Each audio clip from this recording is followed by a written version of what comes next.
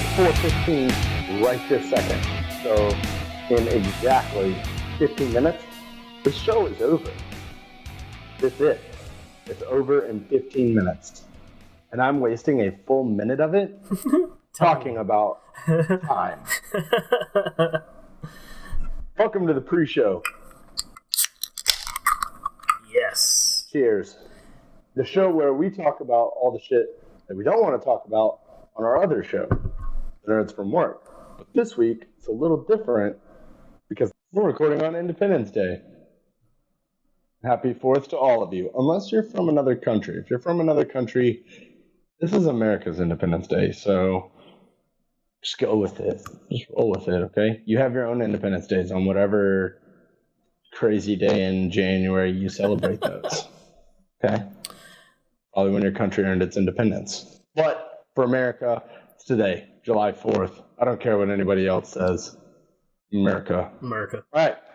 So this week, we are honestly just getting ready for Atlanta Comic-Con, which is when, Tank? July 13, 14, 15. Boom. And we will be there, the Nerds from Work, on July 14th with our panel live from Atlanta. It's the Nerds from Work. Yes, that is a cheesy ripoff of Saturday Night Live. Yeah, that's where I got that, if you guys were wondering. We're very creative. So creative. Yeah. We rip a lot of stuff. A lot, like our whole actually. show is based off of ripping off other people's ideas. Basically. Yeah, no, that's actually pretty accurate. Yeah, it is. We don't have an original thought on this show. But we're going to be there on Saturday night. We're going to be there 9:30 to 10:30. Come out, hang out with us, have a beer or two. Unless they say we can't have beers in the panel, then shh, we'll drink them anyway. Unless you work there and you're listening to this, then we're not We're drinking. definitely not going to do that. But we'll be drinking. So, all right, we're going to hang out. Atlanta Comic-Con, come check us out. We're going to have a guest host. We're going to have myself, Tank, Rue for sure. Alex will most likely be there, and a special guest host, which is not going to be Chris Jackson. Rest in peace. No, don't put that out into the ether like that. No, he's not dead. That's not I don't good. think he's dead. I haven't talked to him in 2 days. He might be dead. I don't know. Anyway, other than that, hopefully this weekend everyone is going to go check out Ant-Man, and that is what this pre-show is about. This is your pre-show to Ant-Man. So Tank knows a little bit about the character. Tank is our on-site movie buff, genius. So, Tank, tell us a little bit about Scott Lang's Ant-Man. So, for the purposes of the movie, which is surprisingly close to the comics, Scott Lang is the second person to wear the Ant-Man suit after Hank Pym, who is the creator of the Pym particle, which allows for Ant-Man. That's what makes him tiny. And then in Civil War allows him to become Giant Man. First movie, we find Scott Lang. He gets out of prison. Find out he's a cat burglar. He's a burglar. He's very insistent on that. Yeah. Right. Yeah. So he's not a thief. He's a burglar. And so basically, which is a thief of the conscious. That's kind of how I took that. So I mean, he gets the suit. I think of burglars as like Home Improvement, or not Home Improvement, Home Alone. Nice. Yeah. Yeah, like those were cat burglars. They were the cat burglars. I think that's what they were called in Home Alone. Yeah. So like that's what I think of. The short story is, he steals the suit, becomes Ant-Man, and ends up fighting Darren Cross, who becomes Yellow Jacket. Do you remember the name of the bad guy? Okay. Yellow Jacket. How creative. Like, yeah, we might not be creative, but literally, he becomes the size of an ant. We're going to call him Ant-Man. Hey, this guy's suit is yellow, and he also gets small with these little stingers. Yellow Jacket. Yellow Jacket. So I don't. Yeah, so that's that. So then we leave off where, and if you remember, the end credit scene from that movie is Hank Pym revealing the Wasp suit to his daughter, Hope Van Dyne. She changes her last name because of a falling out.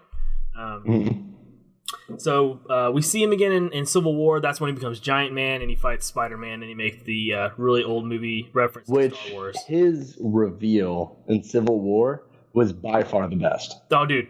By far the best. It was between him and Spider-Man. They were going back and forth. Like, it was, both of those reveals were really good. I think Ant-Man was so, because we all knew that Spider-Man was in it, right? We all got that scene of like him coming down, stealing Cap's shield or whatever. Like that was leaked.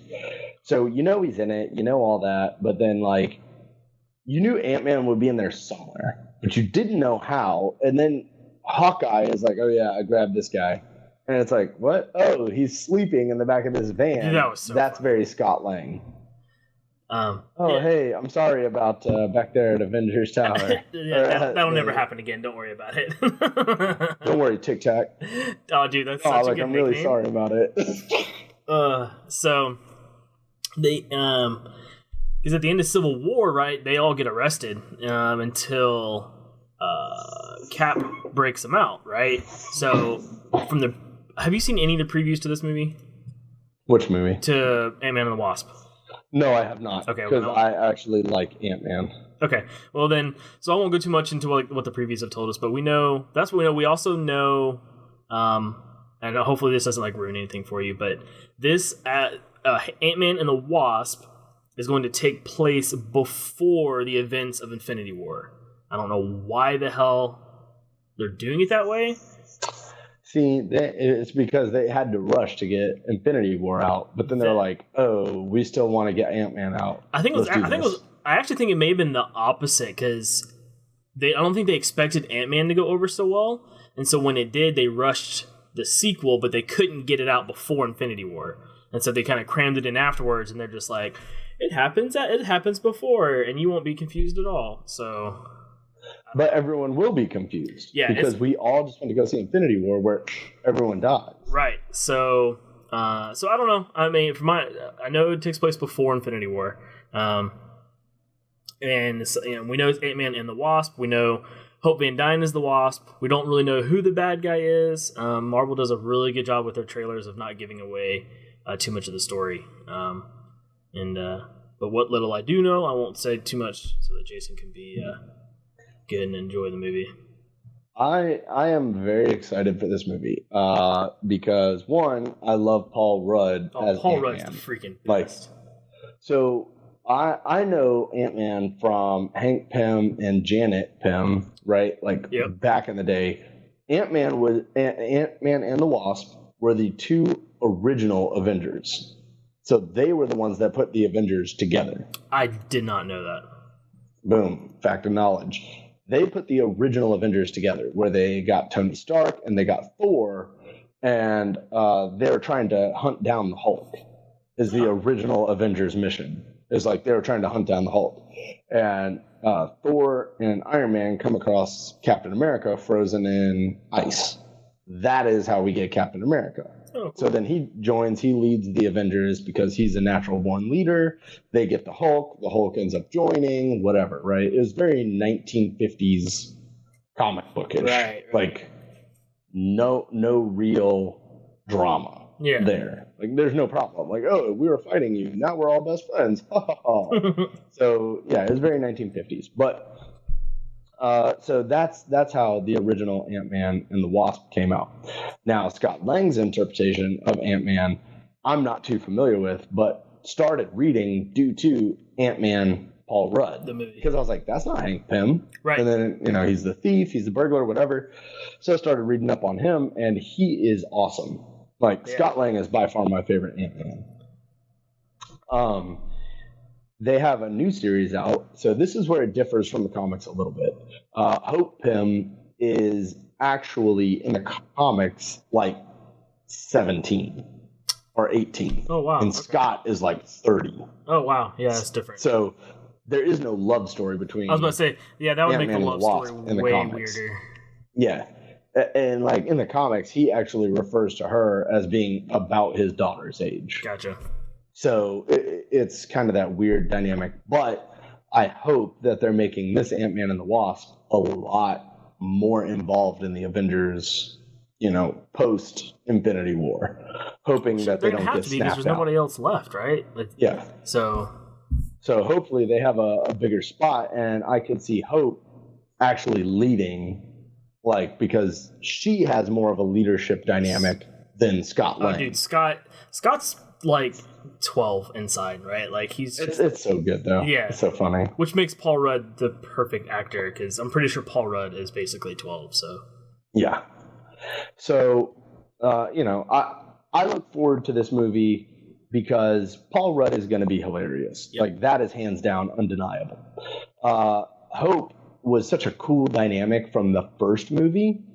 She's going to take that over and, hopefully bring it into this new movie where she's the one that teaches Paul Rudd how to fight. She knows how to handle the PEM particles. She knows all of these things. So I could easily see Wasp overshadow Ant-Man as far as abilities and stuff go. Oh, so again, without going too much in the trailers, that I can definitely see that happening. Because even in the first movie, she's like, I've been basically training for this my whole life. Why won't you let me get in the suit? And Hank's like, nope, not happening, because of the stuff with his wife and everything. So right. But the thing that they have not revealed in the trailer that I'm kind of glad, I guess I'm glad about, that I'm very excited, curious to see, is what they do with the Hispanic guy's part when he does his storytelling stuff. Because that was please don't tell me anything more about that. I don't know anything. They haven't put anything about that in the trailer. What? No, they haven't revealed. So funny. We know he's in it. He's going to be in the movie, but they haven't done any of his storytelling stuff. So I'm very curious to see where they put it into this movie, because they're going to have to, because that was part of the that was one of the standout moments of that movie that no one saw coming, was how funny those parts were. And I'm gonna look up that actor's name because I should know it. Michael Pena. Michael Pena, thank you. Yeah. So so they haven't showed anything in the trailer of we know he's in it, but we don't know we haven't seen anything of that nature for the movie yet. So I'm excited to see that. I just think the cast, they hit it. They have an A++ cast for Ant-Man, where it's Michael Pena, Paul Rudd, whoever the chick is playing Hope. They all blend so well. Yeah. Paul Rudd's hilarious. Michael Pena is that. He can be dynamic.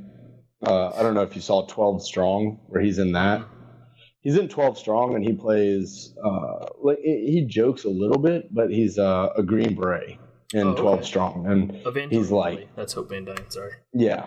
So, I think this movie's going to be great. I'm definitely going to go see it. I know Tank's trying to go see it. Yep. We might have something for you next week about it. But this is your pre-show for Ant-Man. So watch this before you go see the movie. Get up to speed, especially if you haven't seen the first Ant-Man. I don't know what we just did for you. Maybe we just confused the shit out of you. Potentially. It's a very strong possibility. If we did, leave us a comment below saying, what the hell? Yeah. I am so lost in the proverbial sauce right now. So, whatever. Then you can call Brandon and ask him, what are they talking about? Because he doesn't know either. So, I think that's it for me. Tank, do you have any last-minute shout-outs? No, just, again, come check us out, Atlanta Comic-Con, July 14th.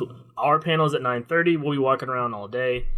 So if you need us to sign, a pair of tits, or if you need us to, sign a book, whatever. Whoa. Who is doing that? You never know, right? We have 3 people who listen to the show. Jason, the two of us. Yeah, out of the 3 people that listen to the show, one's my wife, the other's your wife. You're not signing my wife. No, nothing. And I'm not signing your wife's nothing. Anyway. The other one is Raul. And he doesn't have boobs. Before I was so rudely interrupted. By signing boobs. Come out and see us. We'll be out there. We'll be walking around. Come up, say hey, and come check us out at the panel. It's going to be a good time. You'll notice us from our shirts that have that logo. Yep. The TNFW logo on them. So if you see us there, yell at us, talk to us, whatever. We'll go grab beers, have a good time. But if you don't see us, that's your fault, because you should have went to Atlanta Comic-Con. So, hey, there's not going to be a regular show this week. The Nerds from Work are actually taking a leave of absence this week, as it's a holiday week. It is a holiday. And look for a few comic corners, because I just picked this up today. We're recording on Independence Day, aka Batman's wedding day. So I don't know if you guys, the Jim Lee variant, I picked that up, so I will be reading that as well as a few others. And I'm gonna get those up. I know I've been saying I'm gonna do that, so I'm gonna do that. It's Batman's wedding day. You have to do something, right? For sure. All right, guys. So that about wraps it up. So hey, catch us on the other show, Nerds from Work. From all of us here at the pre-show. Peace.